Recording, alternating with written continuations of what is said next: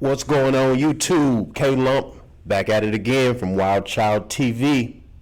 Y'all know where we at. Come on now. Don't play like y'all don't know where we at. Game zone, baby. We in the game zone. Lumpkin Electronics Virtual Escape Room. What can you do? You can come here in a nice, cool environment. It's hot outside right now. It's kind of humid, right? Come here in a nice, cool environment. Come and explore and just enjoy our virtual reality escape rooms. You will love it. You and your family, your friends, come out, bring the kids, have fun. We got snacks, we got drinks ready to go. Located at 31515 Lorraine Road, North Olmsted, Ohio, 44070. What we talking about today? Y'all see who's there? Our current president, Mr. Joe Biden. Shout out to you. We're going to walk through some things today. Kev, what are we talking about? Today we talking about the 1995 crime bill. That's what we're talking about. We're going to break some things down about this video, and we're going to show how things move forward and how the law changed under Donald Trump and exactly how this affected inmates and the black community. Give me 1 second.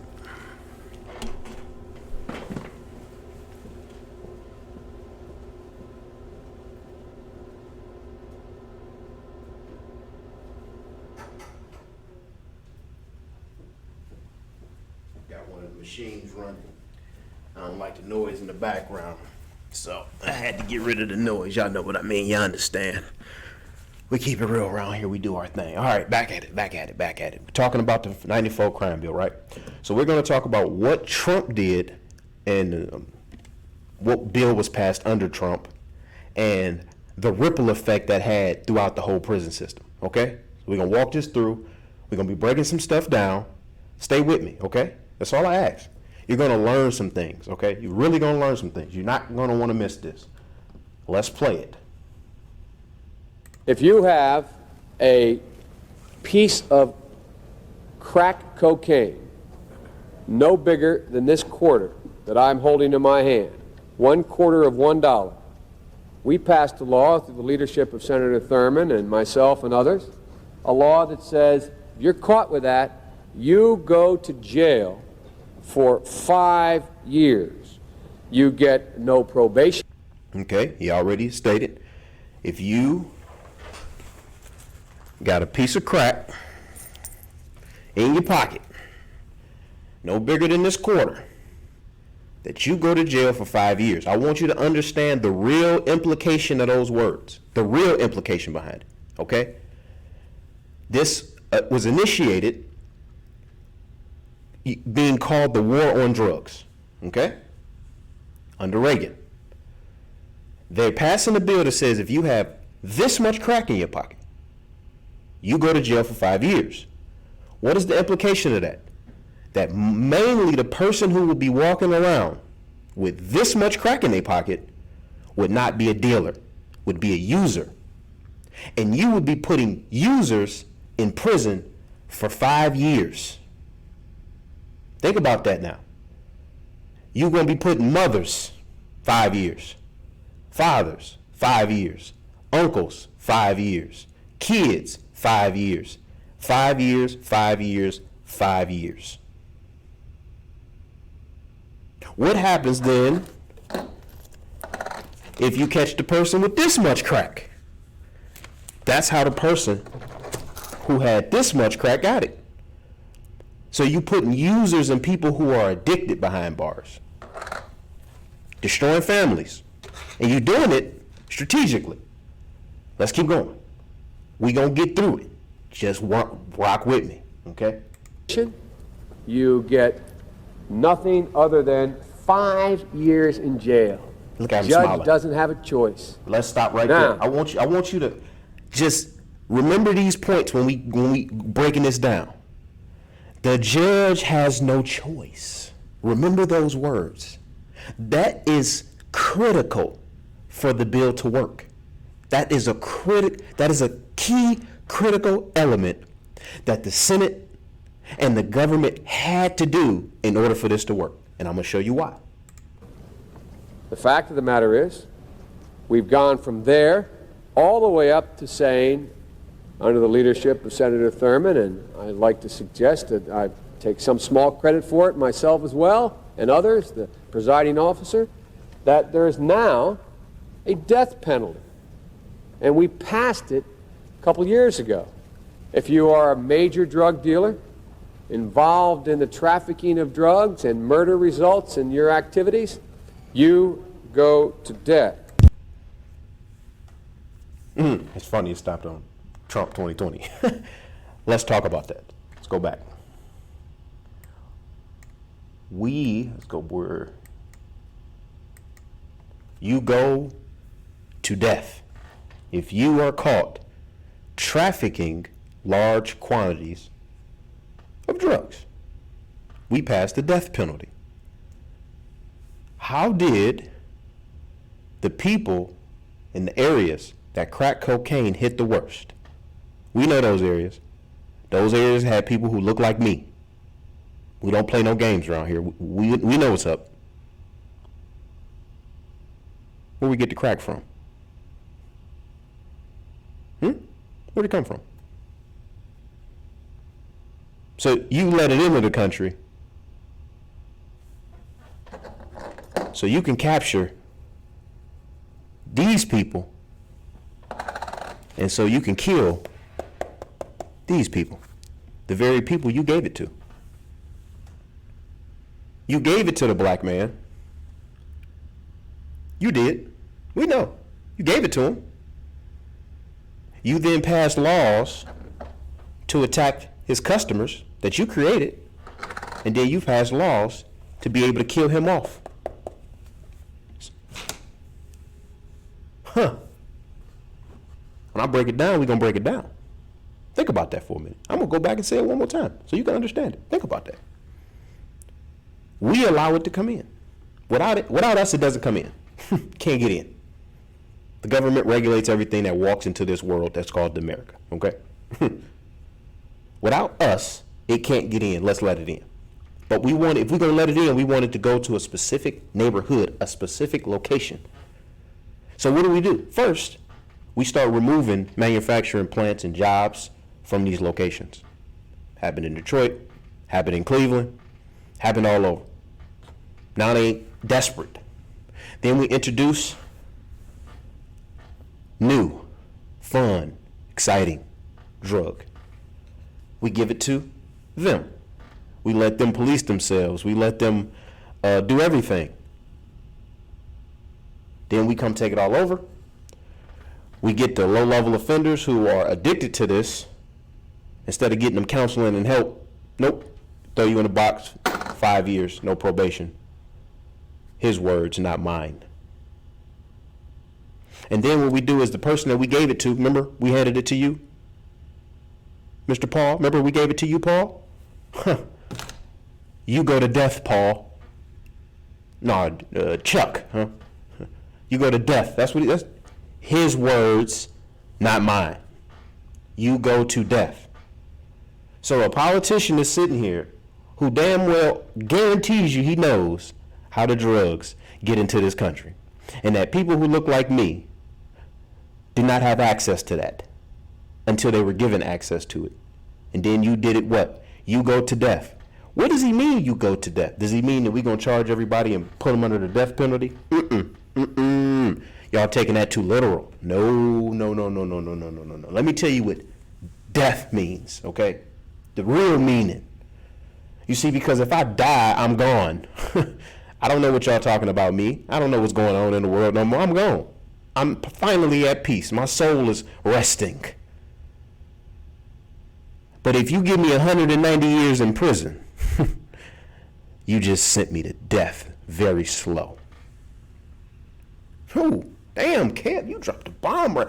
You just sent me to slow death. You see, because now you gonna control me, whatever age I go in at, until the day I die. And I'm gonna be forgotten. You go to death. His words, not mine. Go to death. Y'all heard him say it.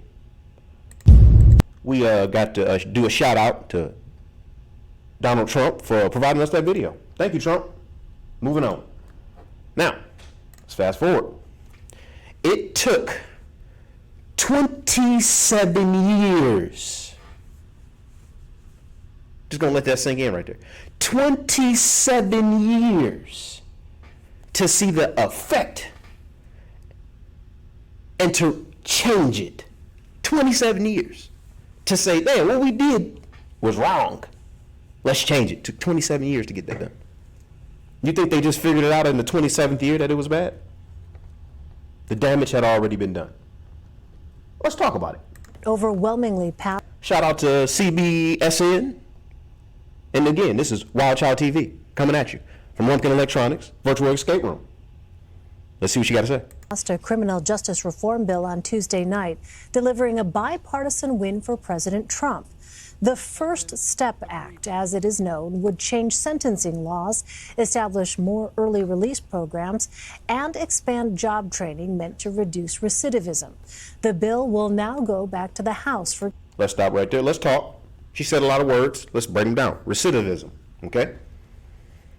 The same inmate going into prison over and over and over and over and over again, okay?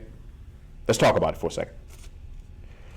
Most people will believe that new people are doing the crime and new people are circulating around in the federal system and the state system. It's not necessarily true. It's not true at all. Most of the time, it's the same person getting caught doing either the same thing or different things, okay? They go to prison, they get out, commit a crime, go back to prison, get out, commit a crime, go back to prison. And the prison system is running off these same people, okay? Keep coming back, keep going. Why? Because there's no cycle being broke inside the prison. The same behavior that's perpetrated in the street is easier to perpetrate inside the prison, okay? So the same behavior is still going on, and then you leave. And you go back into the world. What are you going to do? The same thing you've been doing before. You didn't learn anything different, okay? Let's keep going.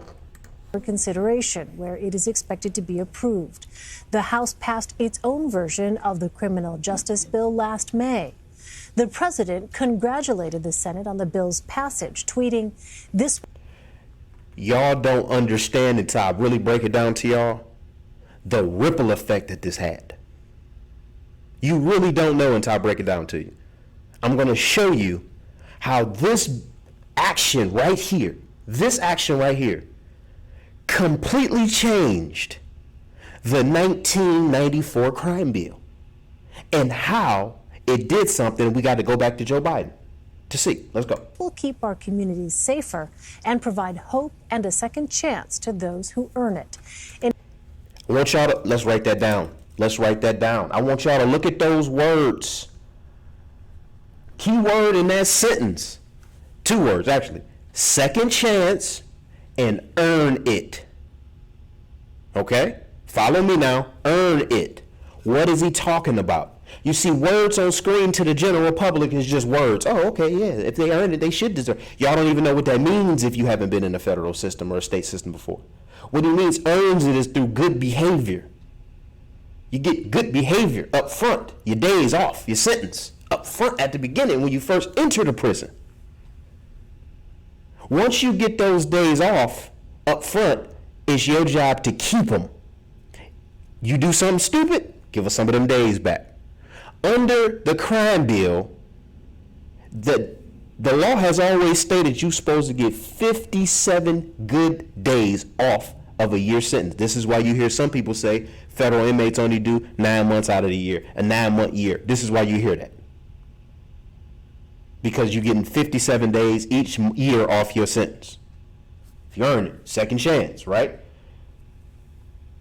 Why is he saying in addition to everything else, billions of dollars will be saved? Because if we getting people reform, if we getting people skills, if we teaching them the right way, when they come out and back into the world, they can come out productive. They can come out ready to roll, ready to hit the ground, and ready to go be a productive member of society. They don't have to worry about going to do what they used to do because they learn how to do something else to make the same dollar. Again, let me explain this to you. I'm going to say outside of sex offenders, okay? From the ones, this might be Y'all know what I mean? I'm not going into that. But 90% of the prison is filled with people who was trying to get this. Let's just be honest. It's not a lot of people who are in prison who wasn't trying to get this right here. This is the reason why you're trying to go. This is the reason. This money, okay? That's why you're doing it, all right? Let's keep going. In addition to everything else, billions of dollars will be saved. Again, you're not coming back to prison. They're saving taxpayers saving $1 billion. Each bed costs about $25,000 to $37,000, roughly in that range, each year to house an inmate. I look forward to signing this into law. Okay, so when he signed it into law, something happened. Let me go over the crack real quick because I did have it highlighted. The war on drugs resulted in immense growth in the court caseload in the prison population. The war on drugs focused on small-time drug dealers who were generally poor young black males from the inner city. Ultimately, the prison population doubled due to the arrests of drug dealers and their customers. Their customers. We don't just want to bust the big drug dealers. What's the point of that? No, we need their customers too to fill the prison population, okay? African-American males aged 20 to 29. Okay, let's look at that. 20, we're going to do some math, to 29. We're going to do some math in a minute. Let me show you. Was either incarcerated or probation or parole by 1989. Come on now. We headed right into when? We headed right into when Joe Biden made that speech, which contributed to the United States having the highest incarceration rate in the world by 1995. Thanks, Joe. Thanks, Joe. We appreciate you. Thank you, Joe. We give you our vote, Joe. You locked up our men from at the rate higher than any other country, and you locked up their customers. That means their mamas, their sisters. You said that it was their fault while they were selling drugs to their people, but yet you still locked up their people. If it wasn't my fault while I was getting high off crack, then why are you putting me in prison and giving me a 5-year sentence for what you said, Joe? Now because Donald Trump came and the Republican and the Democrat Party came together and transformed the bill, you're not trying to do this with your kid. You don't want to hold that quarter up to your child, now, do you? Yeah. That's the sound of justice. That was the sound of justice right there for you then. We got to call you out on it, Joe. And y'all got the audacity to go out here and give y'all the man his vote. He locking y'all family up. Let's keep going. Where we at on this? So, we talking about something that Joe said. Let's go back. We're going to go all the way back. We breaking down how this affected our community, period. Cocaine, no bigger than this quarter that I'm holding in my hand, $1/4 of $1. We passed a law through the leadership of Senator Thurmond and myself and others, a law that says if you're caught with that, you go to jail for 5 years. You get no probation. You get nothing other than 5 years in jail. Judge doesn't have a choice. Wow, let's stop right there. Let me break that down for you. Let's go to another screen. Okay, that's not where we at. Sentencing, okay? It's called mandatory minimum guidelines. Okay, I'll tell you how the federal system works. And so they won't be biased. Let me show you how non-biased. They have a point system. Your crime, or whatever crime you commit, has points. Let's say you got some crack. That might be 6 points. You had a gun. That might be 5 more points. You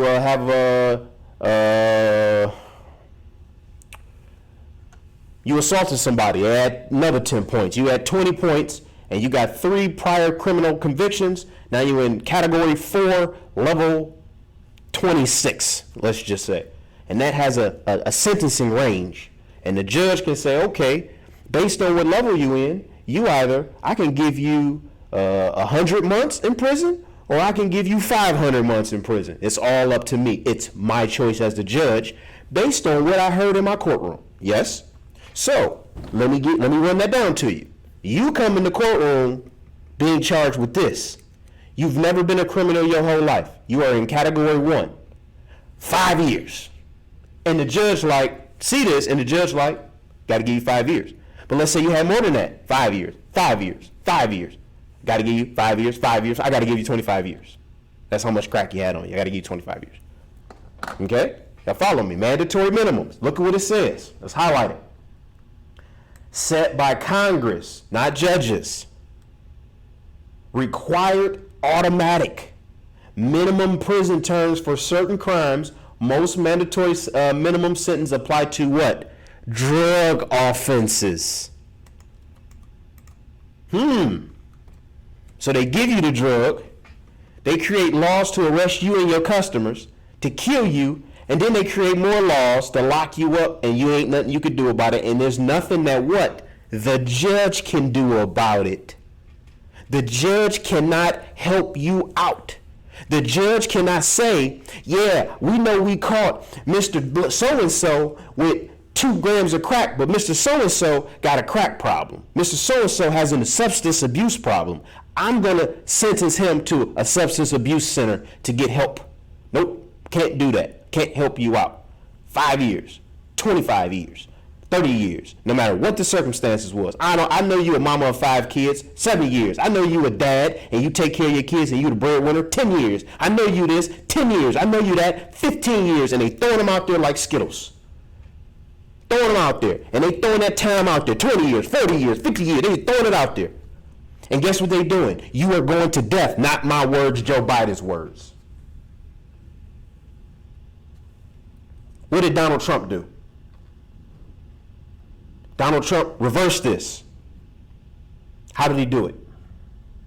By putting the power back into the hands of the judges. What did that do, and how did that send a ripple effect through the black community who was locked up at this point, 20 to 29? These people would be either 47 years old or they would be 56, between 47 and 56 or something like that. So now you got a guy who's been in there for 20 years who can't get out of there because he has so much crack, right? Not until what just happened.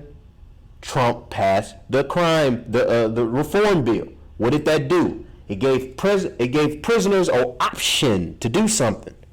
It was to file a petition to the court called compassionate release. Before, let's talk about compassionate release. Before, it worked like this. You're an inmate in prison, and you say, hey, I think that I've been good in prison. I think that I've rehabilitated myself. I do all this stuff. I'm good. I was sentenced to 50 years. I've been in here 15 years. I've never been in any trouble. I think y'all should let me out. I'm going to file a compassionate release based on that. And I send it out. It used to go to the prison. And the prison would make a determination whether they would like to give you compassionate release. We teaching you over here, Wild Child TV, inside of Lumpkin Electronics virtual escape room, is teaching y'all about how this reform bill and how people started to get what Donald Trump say, second chance. And what did they have to do? Earn it. And they did. And the prison would just, without sending it back to the court, would just say, denied. You about to die from cancer?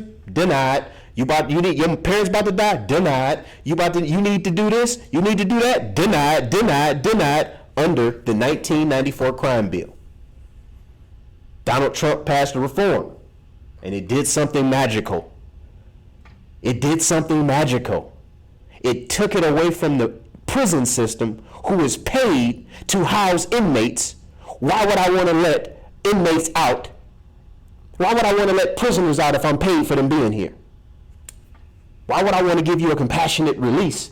Why would I want to be compassionate? I'm paid for you being here. Compassion?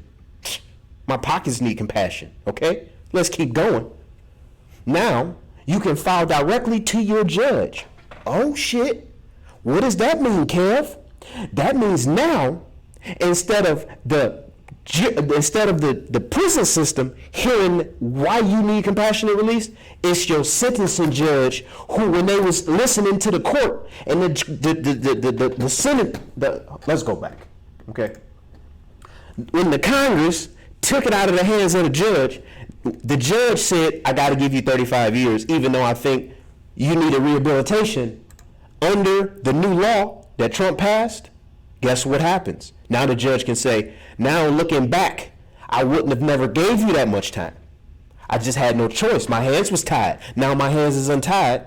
And because I looked at your prison record and over the last 15 years, You've been doing everything you're supposed to do. I believe you are rehabilitated, but I got to give the prosecution the opportunity to answer this. They answer, and the judge comes back and says, I'm resentencing this person to time served. Thank you, Donald Trump. I remember I told you the 57 days? Yep. That extra 7 days they wasn't even given. You was only getting 50 days. Once Donald Trump passed the law, all those 7 days, people have been in there 20 years. They got 7 days each year added to their sentence. Some people out of prison like that. Some people sitting in the prison for the guy y'all put 70 million votes for or something like that. All his customers, all those families, all those people. How did the black man get the crack? How did he get the cocaine? Who gave it to him?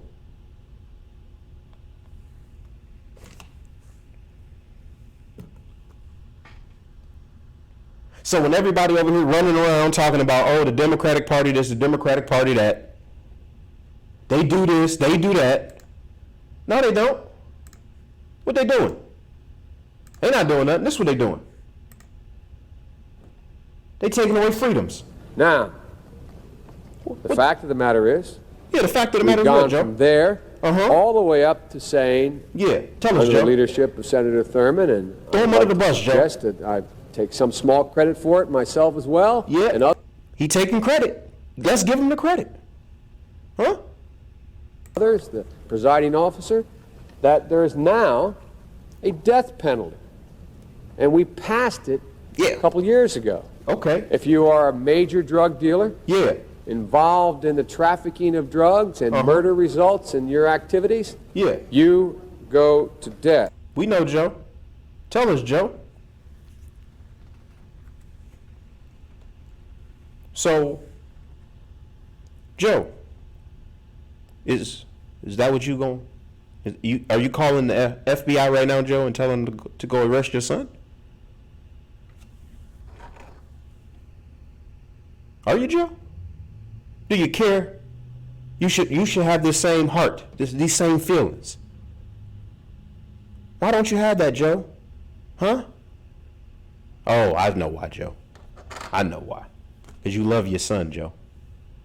Just back in these days, you didn't love our sons and our mothers and sisters and brothers and uncles. You knew what was going on. You're not a fool, Joe. But guess what happened, y'all? That happened. I'm just saying that happened. And they gave our people hope and change because they was able to get from up under the chains and go back out into society and become something. It was beautiful.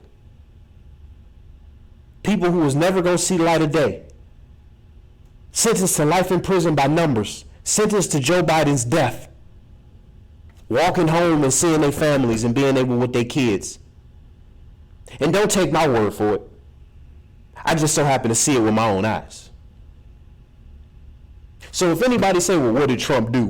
Tell me something that Trump did for you. But it's the black man. How about this? I'm going to tell you like this. This is what Trump did for me. It's the most important thing that has ever happened to me in my entire life. He got me back home to my family safe. That's right here. I got to come back home to my family. So I ain't talking out no side of my neck or out my ass. I'm telling you the truth. So if anybody want to know, well, why would you vote for a person like this? He's this, he's that, he's this. You know why? Because he got me back to the people in this world that I love. Shout out to Wild Child TV. Shout out to Lumpkin Electronics. Building, growing. Let's go, black people. Stand up. Get what's yours. Go get it. Don't ask for it. Be on your purpose. Let's go. Get it. If you want it, it's out there for you to get. Hey, man, this is K Lump, man, coming at y'all from Wild Child TV, man, Lumpkin Electronics, y'all. Come on out to the VR escape room. Come holler at us. Have some fun. I'm trying to tell you, man, I'm going to put y'all in the game. Y'all going to be all over the place. Y'all going to be like, man, this is crazy. You're going to always want to come play. Come play. We got snacks, drinks, man. We just up in here having a good time in North Olmsted, Ohio, y'all. Y'all be safe. Y'all be cool. It's dangerous out here in the world. Move with caution.